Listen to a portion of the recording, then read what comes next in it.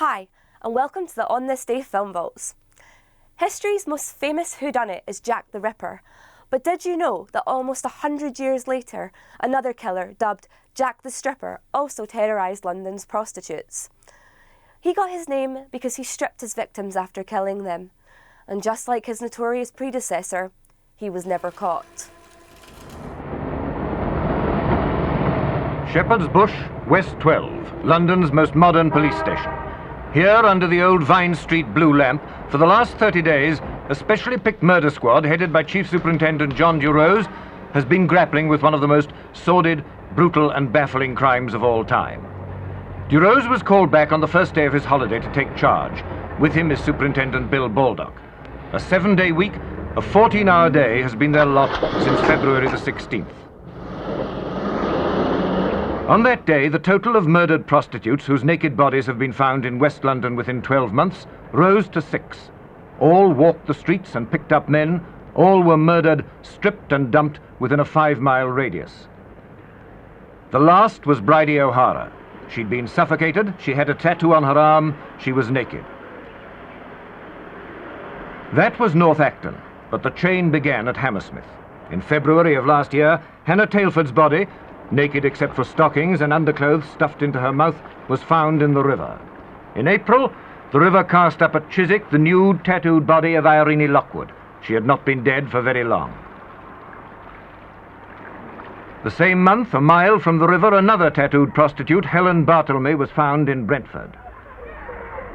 Acton again, July. Mary Fleming's body was dumped in a cul-de-sac.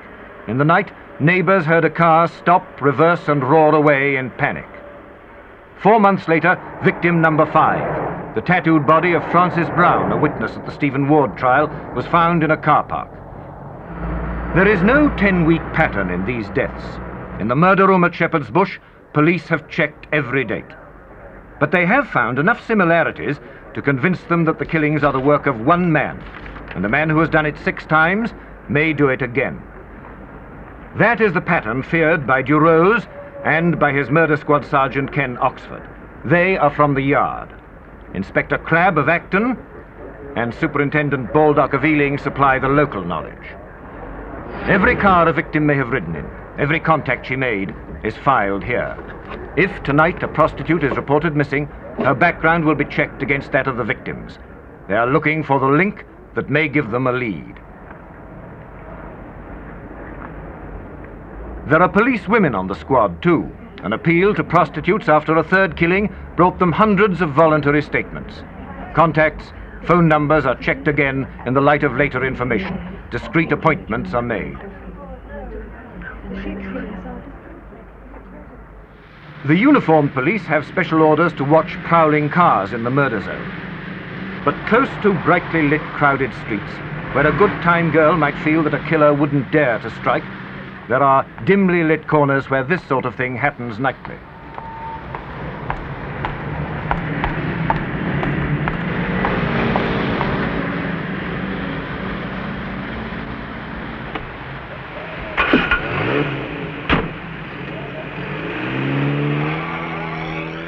For 6 girls, such curbside encounters have ended in death. The killer is still at large, but in the murder room, the lights burn on, and other men and women of the squad are out in the streets, watching for one false move by the killer whom someone may be shielding. From Scotland Yard, this appeal by Assistant Commissioner Ranulph Bacon. Because of the wide publicity given to these cases, a tremendous amount of information has already reached the police. Amongst those watching this program, there may be one of you at least who knows or strongly suspects the person responsible.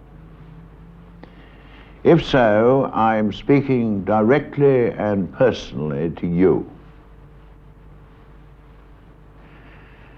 It may be because of your affection for this person or because of misconceived sense of loyalty that you hesitate. But the means of bringing to notice the identity of the person concerned lies within your power. I expect you must be a very worried person. Should you fail to carry out this moral and public duty,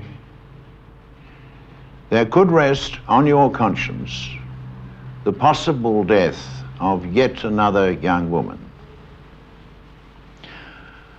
I appeal to you to come forward, and I can assure the utmost confidence and discretion to anything disclosed.